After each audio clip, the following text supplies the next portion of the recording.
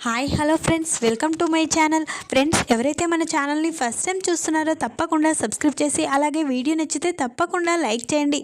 ఇక ఈ రోజైతే చైతన్య జీవన ఇంతిమోతి మాట్లాడుతున్న మాటలు చాటుగా విని ఇదంతా జీవన చేసింది అని తెలుసుకొని జీవన చెంప పలగొట్టి అందరి ముందు జీవన నిజస్వరూపాన్ని బయటపెట్టి ఆనంది వదిన ఏ తప్పు చేయలేదని ఆనంది వదినని ఇంటికి తీసుకువచ్చేలా చేయబోతున్నాడు చైతన్య. అయితే అది ఎలాగో తెలియాలంటే వీడియోని స్కిప్ చేయకుండా చివరి చూడండి. స్టోరీలోకి వెళ్ళినట్లయితే ఆనంది అయితే గుడిలోనే తలదోర్చుకుంటుంది. పద్మమ్మ సింహాద్రిలైతే సీనుగాడు అందరూ కలిసి ఆనందిని వెతుకుతూ ఉంటారు. ఆనంది ఎక్కడ కనిపించకపోవడంతో ఇంటికైతే తిరిగి వస్తారు. అప్పుడే అది చూసిన అలేఖ్య, ఏంటి ఆనంది ఎక్కడ కనిపించలేదా అని అంటూ ఉంటారు. ఎక్కడ కనిపించలేదు, ఇంటికి ఏమైనా వచ్చిందా అని సీను అంటూ ఉంటాడు. అప్పుడు ఇంటికి ఎలా వస్తుంది, ఇంటికైతే రాలేదు, కానీ ఏ రైల్వే స్టేషన్లో ఎక్కడైనా చూడపోయారా అని అలేఖ్య అనగానే, అప్పుడే ఏంటి రైల్వే స్టేషన్ దగ్గర కనిపించిందా నీకు అని సీను అంటూ ఉంటాడు. లేదు లేదు, రైల్వే స్టేషన్కి నేనెక్కడ పోయాను, కానీ అక్కడ చనిపోవడానికి సిద్ధంగా ఉందేమో అని చెప్తున్నాను అని అనగానే వెంటనే సీను పద్మమ్మ అలేఖ్య చెంప పలగొట్టి, ఏం మాట్లాడుతున్నావు నా కూతురు గురించి అని తిడుతూ ఉంటారు. నీలాంటి దాని వల్లే ఇదంతా జరిగేది, నా కూతురికి ఏమైనా జరగాలి, నేను ఎవరిని వదిలిపెట్టను అని పద్మమ్మ అయితే వార్నింగ్ ఇస్తుంది.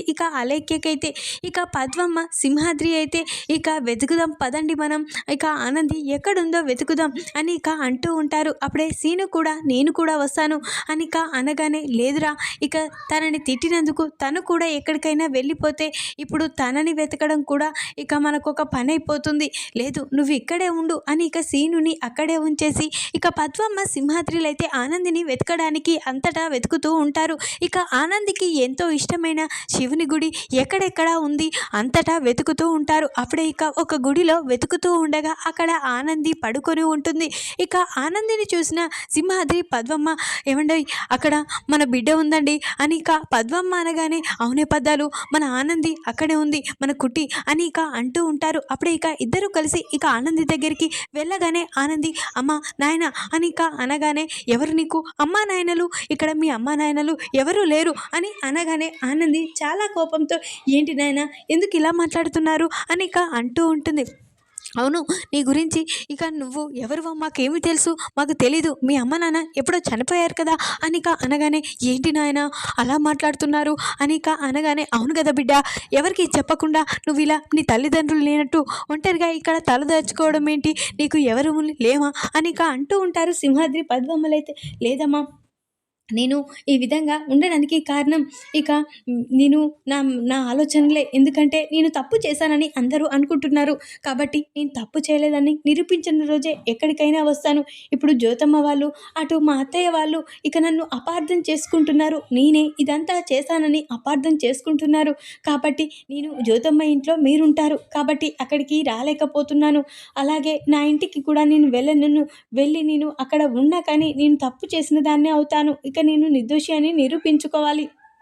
ఈ పెళ్ళి వెనకాల కారణం ఉందని, అసలు నేను ఈ పెళ్ళి చేయలేదని, దీని వెనుక ఎవరో ఉన్నారని వాళ్ళకి తెలిసేలా చేస్తాను, నేను ఏ తప్పు చేయలేదు, నేను నిర్దోషినని నిరూపించుకుంటాను అని ఆ రోజే ఆ ఇంట్లో అడుగు పెడతాను అని అంటూ ఉంటుంది. ఆనంది అయితే, బిడ నీ కోసమైనా మేము మన బస్సుకి వెళ్దాం పదా అని సింహాద్రి, పద్మమ్మలు అనగానే, లేదమ్మా, లేదు నాయన, ఇప్పుడు మీరు బస్సుకి వెళ్తే నా మీద కోపంతో నేను లేనన్నతో వల్లనే మీరు బస్సుకి వెళ్ళారని జ్యోతమ్మ వాళ్ళతో మీరు కూడా ఇప్పుడు పగ పెంచుకున్నట్ల వాళ్ళు అవుతారు, లేదు మీరు ఎక్కడికి వెళ్ళొద్దు, జ్యోతమ్మ వాళ్ళ దగ్గరే ఉండాలి, నేను సమయం చూసుకొని వస్తాను అని ఆనంది అనగానే, లేదు బిడ్డ, మేము ఇక్కడి నుంచి గదలం గాక గదలం, నువ్వు వస్తే తప్ప అని సింహాద్రి, పద్మమ్మలు అంటూ ఉంటారు. నాయన నా మీద ఒట్టేసి చెప్తున్నా, నువ్వు నన్ను వదిలేసి ఇక్కడి నుంచి వెళ్ళిపో, నేను తప్పు చేయలేదన్న రోజే, నేను నిరూపించుకున్న రోజే అందరి ఇంట్లోకి అడుగు పెడతాను అని అంటూ ఉంటుంది. ఆనంది అయితే అప్పుడే సింహాద్రి ఏమీ మాట్లాడకుండా,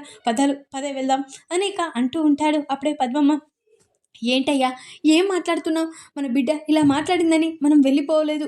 ఇప్పుడు తను ఒంటరిగా ఇలా ఉండడం ఏంటి మనం ఉన్నాక అని పద్మమ్మ అంటూ ఉంటుంది.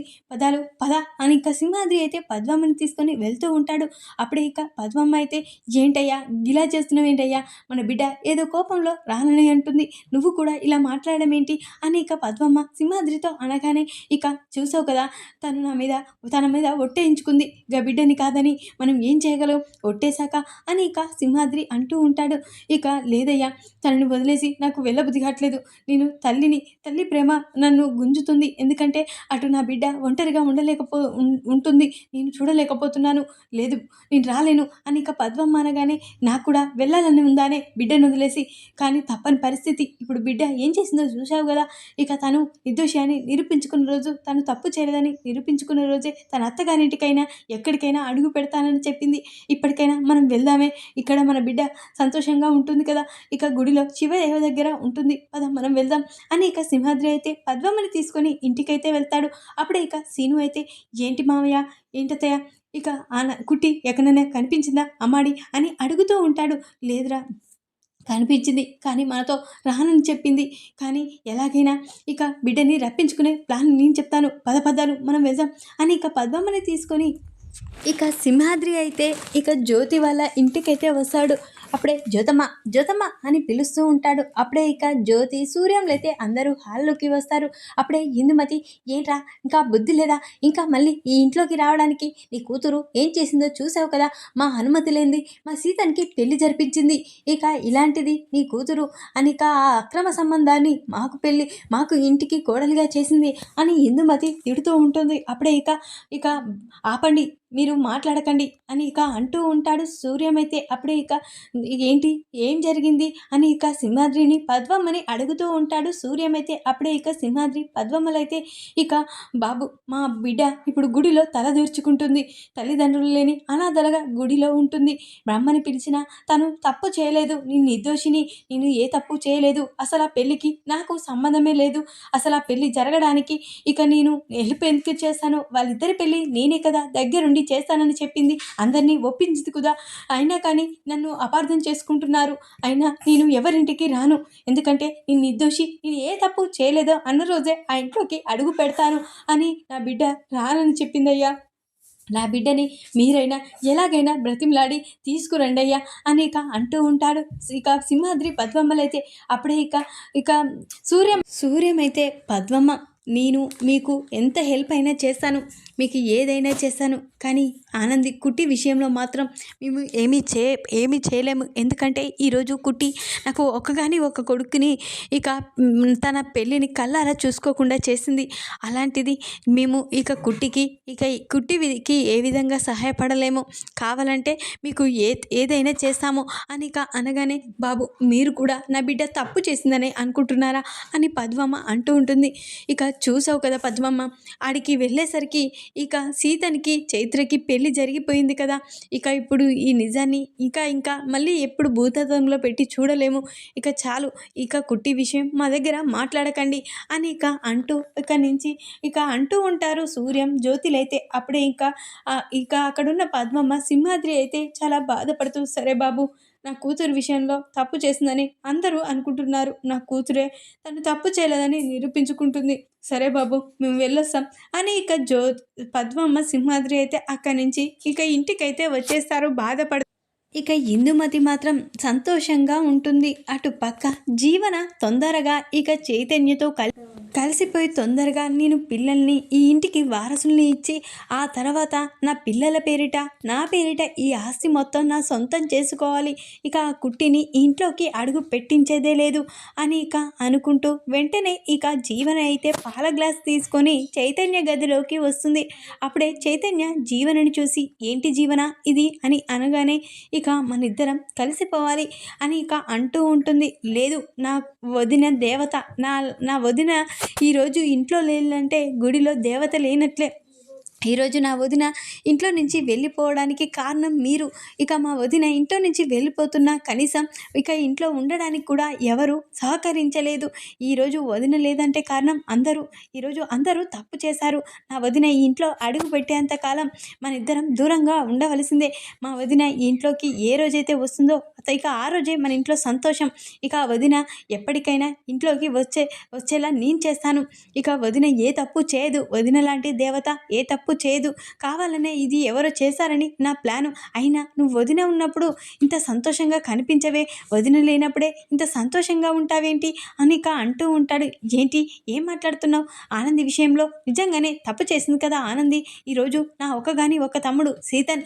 ఇక సీతన్కి మాకు కనిపించకుండా పెళ్లి జరిపించింది చైత్రతో. కనీసం నాకో కానీ ఒక తమ్ముని పెళ్లి కూడా చూసుకోలేని పరిస్థితి. దానికి కారణం ఆ కుట్టియే కదా, కుట్టి వల్లే కదా ఇదంతా జరిగింది అని ఇక అంటూ ఉంటాడు. ఏంటి కుట్టి నీ ఫ్రెండే కదా ఆనంది వదిన, నీ ఫ్రెండే కదా ఆనంది వదిన తప్పు చేసిందని నువ్వు అనుకుంటున్నావా? అయినా చిన్నప్పటి నుంచి కలిసి పెరిగారు. నీ విషయంలో చాలా సహకరించింది వదిన. అలాంటిది నువ్వు ఇంకా వదినని తప్పు పట్టడం మాకైతే నచ్చడం లేదు. వదినని కాళ్ళు మొక్కైనా నువ్వే తీసుకురావాలి ఇంటికి అనిక అంటూ చైతన్య అప్పటి వరకు మనకి ఏ సంతోషాలు ఉండవు అనిక చైతన్య అక్కడి నుంచి వెళ్ళిపోతాడు. ఇక జీవన మాత్రం చాలా కోపంతో ఏంట్రా ఇక ఆనంది ఉంటేనా మనిద్దరం సంతోషంగా ఉండేది? ఎలాగైనా నువ్వు నాకు లొంగిపోయేలా చేసుకుంటాను. ఇక ఆనంది ఇంట్లో అడుగు పెట్టే ప్రసక్తే లేదు. ఈ ఆస్తి మొత్తం నా సొంతం చేసుకుంటాను అని ఇక చాలా సంతోషపడుతూ ఇక ఎలాగో నువ్వు రావో నేను చూసుకుంటాను అని ఇక జీవన అయితే తన మనసులో అనుకుంటూ ఉంటుంది. ఇక జీవన అలా సంతోషపడుతూ ఉండగా అప్పుడే ఇక ఇందుమతి సంతోషంతో తన రూమ్లోకి వచ్చి ఈరోజు ఇక సూర్యం ఇక జ్యోతి అయితే ఆనందిని తిట్టడం చాలా గమనించాము. చాలా సంతోషంగా ఉంది. ఈ విషయాన్ని వెంటనే జీవనకి చెప్పాలి అని ఇక వెంటనే ఇందుమతి అయితే జీవనకి ఫోన్ చేస్తుంది. అప్పుడే ఇక జీవన ఫోన్ లిఫ్ట్ చేసి ఏంటి పెద్దమ్మా ఏం జరిగింది అని అనగానే ఇక నాకు ఈరోజు కడుపు నిండంత ఆనందంగా ఉంది. ఈరోజు నా కడుపు నిండిపోయింది తినకున్నా కానీ అని అనగానే ఏంటి పెద్దమ్మా ఏం జరిగింది అసలు అని అంటూ ఉంటుంది ఇక జీవన అయితే. అప్పుడే ఇక ఇందుమతి అయితే ఈరోజు ఏం జరిగిందో తెలుసా? ఇక అన్నదల మళ్ళీ ఎక్కడి నుంచి వచ్చిందో అక్కడనే గుడిలో ఇక అక్కడే ఒంటరిగా ఉంటుందంట. ఇక ఆ బాధని చూడలేక తన పెంపుడు తల్లిదండ్రులు ఆ సింహాద్రి పద్దమ్మలు ఇక ఈ ఇంటికి వచ్చారు. ఇక సూర్యంని జ్యోతిని బ్రతిమలాడి ఆనందిని ఇంటికి తీసుకురమ్మని చెప్పమని వచ్చారు. కానీ ఏమన్నారో తెలుసా? అసలు సూర్యం జ్యోతిలైతే ఈరోజు ఇక ఆనందిని చాలా కోప్పడ్డారు. ఆనంది విషయం మాత్రం మాకు చెప్పకండి.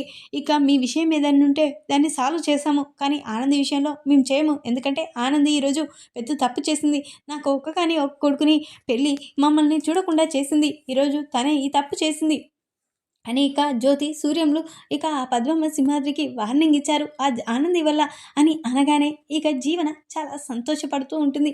ఏంటి పెద్దమ్మ నిజమా అమ్మా నాన్నలు కుట్టిని తిట్టారా అని ఇక అంటూ ఉంటుంది. అవునే ఈరోజు ఆ కుట్టిని తిట్టారు అని అనగానే నాకు ఈరోజు చాలా సంతోషంగా ఉంది పెద్దమ్మ. ఈరోజు నేను ఏ రోజు లేని సంతోషంగా ఉన్నాను. ఇక తొందరలోనే ఇక నాకు బాబో పాప తీసుకొచ్చి ఈ ఆస్తిని కూడా నా సొంతం చేసుకుంటాను. ఇక ఆనందిని ఎప్పటికీ ఇంట్లో అడుగు పెట్టనివ్వను అని ఇక అలా మాట్లాడుతూ ఉంటుంది జీవన ఇందుమతితో. అప్పుడే ఇక చైతన్య వస్తూ ఉంటాడు. చైతన్య ఆ జీవన అలా సంతోషంగా మాట్లాడడం చూసి ఇక గడి బయటే ఉంటాడు.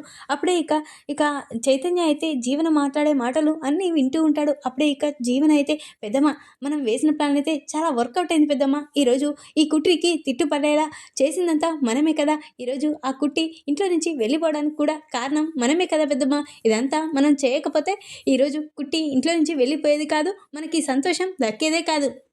ఈరోజు ఇక మనం ఆ కుట్టిని బాధపడేలా చేసాం. కుట్టి ఇక నిజంగానే తప్పు చేయకపోయినా తప్పు చేసిందా మనం బయటికి పంపించాం. చాలా సంతోషంగా ఉంది పెద్దమ్మ. అసలు కుట్టి ఈ పెళ్ళి జరిపించలేదు కదా, ఈ పెళ్ళంతా మన వల్లే జరిగింది. ఆ సీతన్కి మనమే కాల్ చేసి ఆ చైత్ర పెళ్ళి జరిగేలా తొందర పెట్టింది. ఇక ప్రెస్ వాళ్ళని అక్కడికి రప్పించింది. ఇక చైత్ర మా మామయ్య గారి ఇక రెండో పెళ్ళి ఇక కూతురని ఇక అంతా తెలియజేసింది మనమే కదా పెద్దమ్మ. ఈరోజు ఇదంతా మనం చేయకపోతే ఈరోజు ఈరోజు కుట్టి ఇంట్లో నుంచి వెళ్ళిపోయేదే కాదు, నాకు కూడా చాలా సంతోషంగా ఉంది పెద్దమ్మ. ఈరోజు అమ్మ నాన్నలు కూడా కుట్టిని తిడుతున్నారంటే ఇంకా సంతోషంగా ఉంది అని ఇక అంటూ ఉంటుంది. జీవన అయితే ఇందుమతితో అప్పుడే ఇందుమతి, అవునే నాకు కూడా చాలా సంతోషంగా ఉంది, మనం వేసిన ప్లాను ఇదొక్కటి మాత్రం చాలా వర్కౌట్ అయింది అని ఇలా మాట్లాడుకుంటూ ఉంటారు. అప్పుడే ఇక చైతన్య ఈ మాటలు విని ఒక్కసారే షాక్ అయిపోతాడు. అంటే వదిన ఇంట్లో నుంచి వెళ్ళిపోవడానికి కారణం ఆ జీవన అంతా వదిన మీద నెట్టేసి వదినని ఇక అమ్మ వాళ్ళు అపార్థం చేసుకునేలా, ఇక వదినని బయటికి గెంటేసేలా ఈ జీవన చేసిందా?